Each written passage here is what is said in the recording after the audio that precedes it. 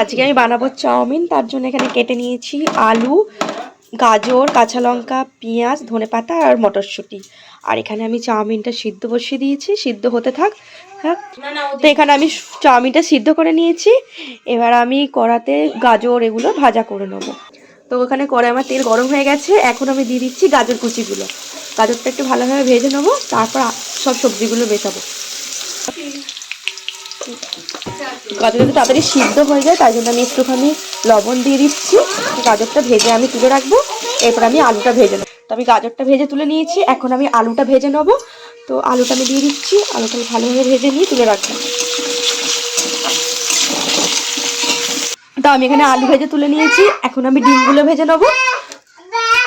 ডিম ভাজতে দিয়ে দিয়েছি, ডিম ভাজা হয়ে যাক। ডিমটা ভাজা হয়ে গেছে, এখন আমি কড়াইয়ে তেল দিয়ে দিচ্ছি।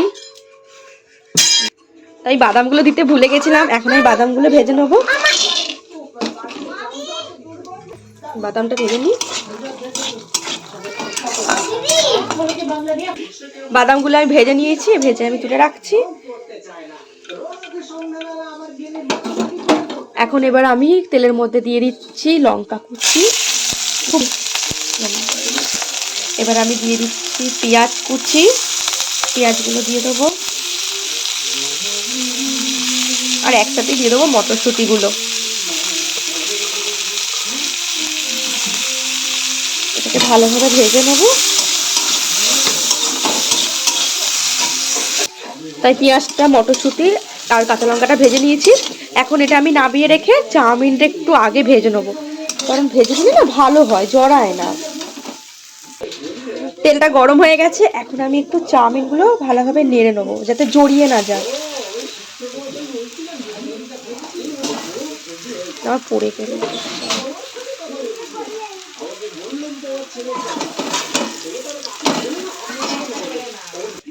চাউমিনটা একটু তেলে নেড়ে নিয়েছি, এখন আমি এর মধ্যে ভেজে রাখা সবজিগুলো সব অ্যাড করে দেবো। আর একটু টেস্টের জন্য দিয়ে দেবো একটু চাউমিন মশলা।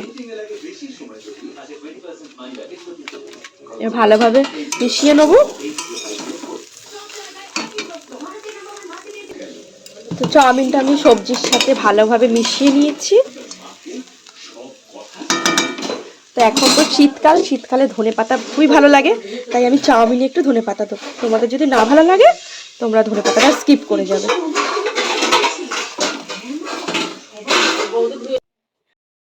তো চাউমিনটা আমার রেডি চাউমিনটা আমার রেডি হয়ে গেছে। এখন আমি বাড়ির সকলের জন্য চাউমিনটা থালায় বেড়ে নেবো।